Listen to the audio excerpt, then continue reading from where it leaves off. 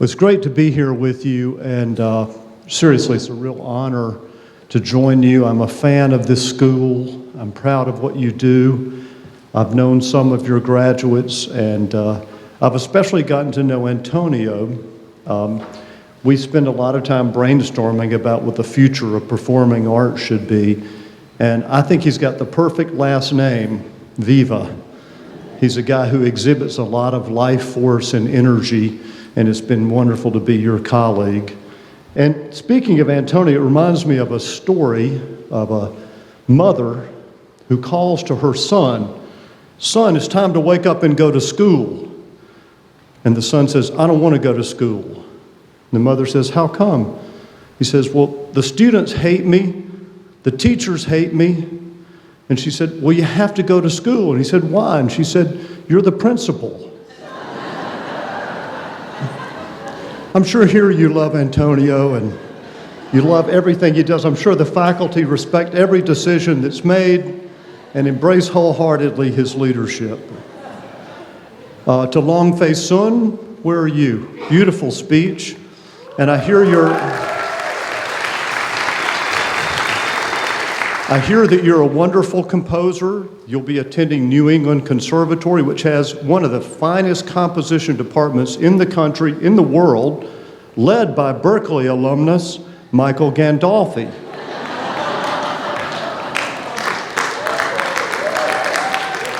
I also read the list of colleges that you all are going to, and it's truly an impressive list.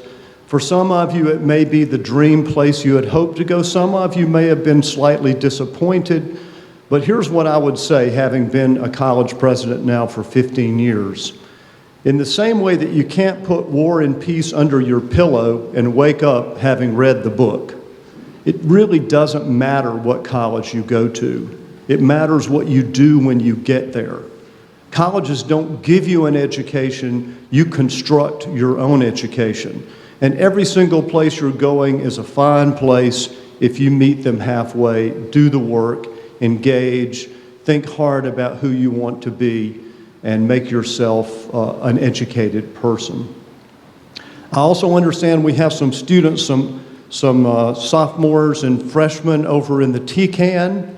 I suspect it may be more fun over there. It's a little stiff here, so you all have fun, and we'll be with you in spirit. So today my talk is going to include a few short clips of music that had an impact on my life. I'm going to be telling you some of my personal story. Some of them you may know, but I suspect you may not know them all. So I would ask you just to close your eyes and listen and let this music wash over you as it did me all those decades ago. So I want you to imagine that I'm a 12-year-old student. I've just arrived at middle school, which back then was called junior high school, after 6 years in a racially segregated elementary school in a small town near the Appalachian Mountains in North Georgia. Suddenly, our middle school is integrated, and around 40% of the students are of African descent, a few Latinx, and the rest Caucasian. One of my first memories from middle school was hearing my black classmates sing a very popular James Brown song that had been released that very year, 1968, called "Say It Aloud, I'm Black and I'm Proud."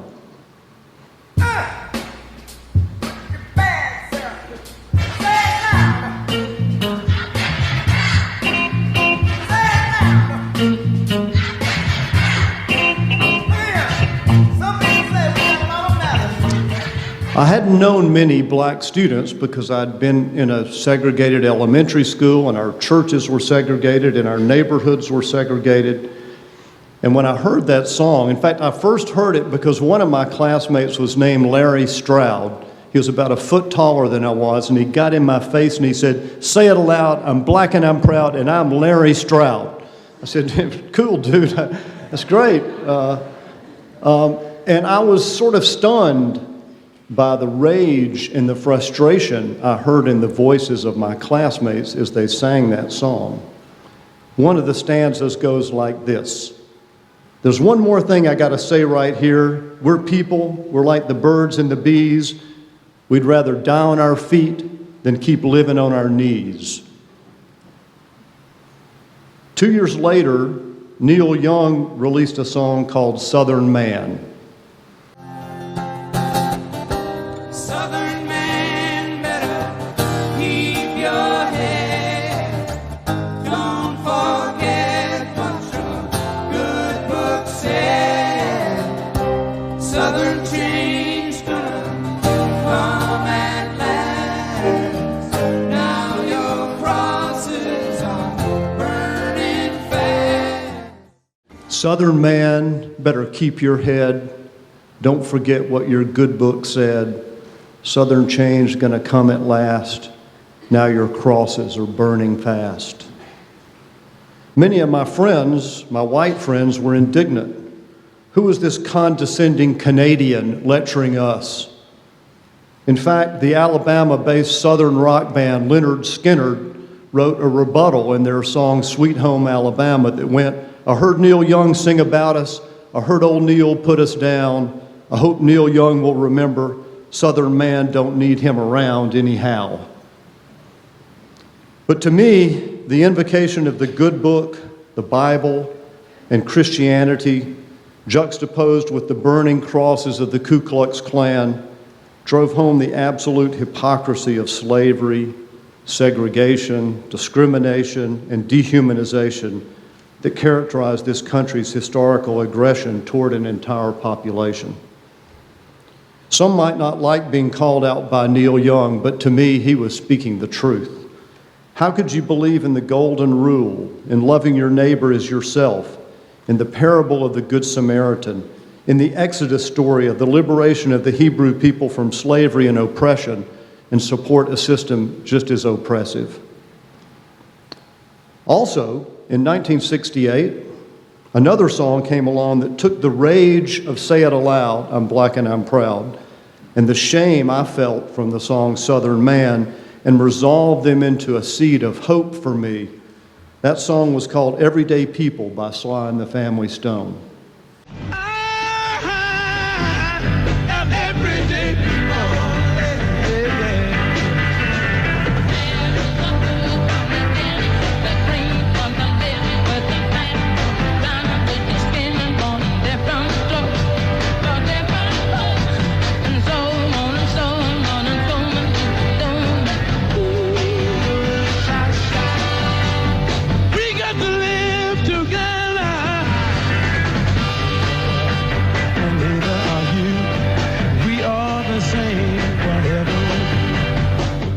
I'm told that in country music, they talk about country music being 3 chords in the truth. Well, this was 1 chord in the truth. It's a 1-chord vamp by a band that was interracial, not only black and white members, but women playing trumpet and keyboards. And the message was simple: different strokes for different folks. And so on and so on in Scooby-Dooby-Dooby. But to me, this band was the embodiment of the world I hope to live in, a world where we could all feel proud of who we are, and a world where this oppressive system that I had grown up in could be dismantled. My middle school experience planted another subversive idea in me. I'd been told by the adults, many of whom I respected, that the only reason they opposed desegregation is that the black teachers in my school would be inferior to the white teachers. But in fact, the best teacher I had ever had was my 8th grade social studies teacher, a man named Dr. Marcellus Barksdale, who taught for a few years in my school system and then went on to become the chairman of African American Studies at Morehouse College. He was an inspired and inspiring teacher, brilliant, opinionated, and intense. And then the third nail in the coffin of white supremacy for me was jazz. I fell in love with Wayne Shorter, Thelonious Monk, Lester Young, Billie Holiday, Max Roach, Art Blakey. To argue that the people who created this music are somehow inferior seemed to me like trying to argue that the theoretical physicists of the early 20th century, like Albert Einstein and Niels Bohr and Werner Heisenberg, were somehow inferior intellects. It just didn't make any sense. And this began a lifetime of skepticism about the existing order of things. What other lies were we living? What other lies were we telling ourselves? What other oppression were we tolerating, or worse, abetting? You know this famous hymn, I hope, called Amazing Grace.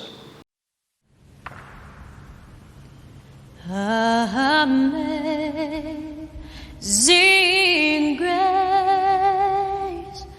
how sweet the sound that saved a wretch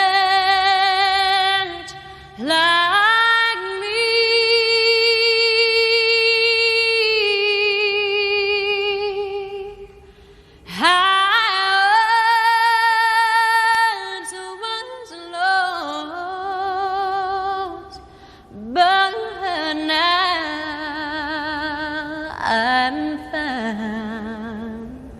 I was blind, but now I see. As a 12-year-old child, the line about saving a wretch like me was very jarring. I didn't feel like a wretch. I didn't want to be a wretch. I didn't have a wretched life. But when I discovered the history of this hymn, it made sense. It was written by a man named John Newton, who was the captain of a slave ship. He was actually bringing slaves through the Middle Passage from Africa to North America. And while he was at sea, he had a religious epiphany that said, this is wrong, this is evil, and he became an abolitionist minister, and he wrote this song. So of course he felt wretched.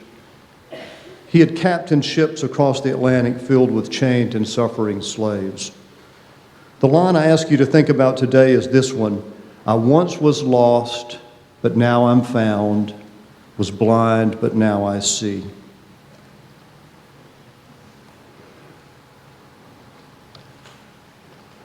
If we could be so wrong about race, what else are we wrong about? Not then, because it's easy to look back and say, well, those were bad times, those were evil people, we would never do that today. But when my awakening began, I started to understand not only racial issues, but I saw how women felt stifled and oppressed, not heard, harassed. I opened my eyes to the hatred directed toward people who were gay or lesbian. I vowed to try not to keep my eyes closed, but to open them. These epiphanies led me on a journey to be a math teacher in Kenya, managing a refugee camp in Cambodia, and leading a famine relief program in the Sudan. In 1985, my wife Linda and I were working in an Ethiopian refugee camp, and one of our new staff arrived with a Sony Walkman and a cassette tape. Do any of you know what those things are? Of a song written to raise money for the very programs we were running. It was called We Are the World, and it was produced by Berklee alumnus Quincy Jones. We are the children. We are the ones who make a brighter day. So let's start giving. Here's a toast we're making. We're saving our own lives. I'll make a better day. Just you and me. We are the world. So when I first heard this song, I cried. My wife and I and the people we were working with were living in the largest country in Africa, but it's also the hottest country, the driest country. It gets about 2 inches of rainfall per year. And we were working 18-hour days, 7 days a week, because we were in the middle of this horrible famine. But the tears I wept were not of frustration, but of joy, because these musicians I loved, and we spent hours trying to figure out who they all were. They were singing about the work we were doing. They were trying to help us. We also worked in the western part of Sudan, and our program was aligned with the government and a man named Hassan Jabril. Hassan was a devout Muslim, very principled, compassionate man who felt powerless to do much about this famine because the whole region had been decimated. Years later, he did a symposium at the Kennedy School at Harvard, and he shared that when we arrived at his office, he believed that we were an answer to his prayers to Allah to help him help his people. It's very humbling to see yourself as the answer to someone else's prayers, in this case to a God that I didn't worship. And then when 9/11 happened, a horrible, destructive terrorist act like none I'd ever experienced, there was a ferocious anti-Islamic sentiment in the U.S. My experience in Sudan and with Hassan allowed me to see that Islam as a religion was no more to blame than Christianity was to blame for the Oklahoma City bombings in 1995, or the shootings at Charleston's Mother Emanuel Church in 2015, or that Buddhism was for the killing and decimation of 2 million people in Cambodia during the Khmer Rouge genocide. There are about 3.5 million Muslim Americans living peacefully in the United States every day, and my experience in Sudan allowed me to see them as human beings not deserving of being punished for their religion or the acts of a small terrorist group. So I once was lost, but now I'm found, was blind, but now I see. What should we be opening our eyes to today? Personally, I think our understanding and support of the transgender and non-binary community is an area that probably most of us need to work on and think about and grow. I believe that the pollution and degradation of the natural world will seem as unthinkable as hunters shooting thousands of endangered bison from the windows of the Transcontinental Railroad was 100 or so years ago. Maybe it's our treatment of people we now call disabled, maybe our treatment of animals, our tolerance of crippling poverty. Certainly our eyes have been opened to the horror of sexual harassment and sexual assault and other abuses of power. But let me just pause and say, especially to young people, many of us are open, incredibly open to people of other faiths, races, gender identities, but we save our hatred and intolerance for people who disagree with us ideologically, who vote for different politicians, or whose beliefs lead them to different conclusions about what is right and wrong. Fierce advocacy for all forms of diversity, with the exception of people who disagree with us, is not diversity at all. So I'd urge you to first commit to seeing other people as worthy human beings. A student at Berklee went to a concert we organized to support Syrian refugees, and he spoke reluctantly about the fact that he opposes immigration to the U.S., even though he has great sympathy for the people of Syria. And he also went on to say that he felt like if he shared those views on our campus, he would be shouted down and ostracized. I'm afraid he might be right. But on that night, many people made a point of thanking him for his honesty. Of course, the limit has to be drawn when people advocate for the violence or destruction of other people. But it feels like we're living in a world where even people who say they believe in diversity are not really open to diverse points of view. It reminds me when I lived in Kenya, I was in a town called Kakamega, and all the people in my town said, "Do not go to Chavakali. The people there are cruel and violent and unclean." I went to Chavakali often and found the people there to be very much like the people of Kakamega, which was 10 miles away. But we always tend to see the other people as the other, the unclean, the inferior. And I suspect when Egypt was the greatest civilization on earth, they looked down on the Europeans, and then Babylon, and then China, and then Greece, then Rome, then the Ottoman Empire, Spain, France, UK, US, now China again, all temporarily convinced of their superiority. So why do I share all this with you? In the movie Star Wars, I assume you've seen that, right? Luke Skywalker is trying to destroy the Death Star, which is heavily armored and protected. His only hope is to fire a shot from a proton torpedo that would penetrate the Death Star's extensive defenses, and his shot has to land precisely and incapacitate this destructive weapon. We are all armored in our ideologies, in our convictions, in our biases, and our prejudices. And the point of my story, and what I hope you'll take from it, is that the proton torpedo that was able to penetrate my personal defenses, pull back the curtain, and directly strike my heart was music. For some of you, it may be Alvin Ailey, or Gustav Mahler, or Van Gogh, or Kingsolver.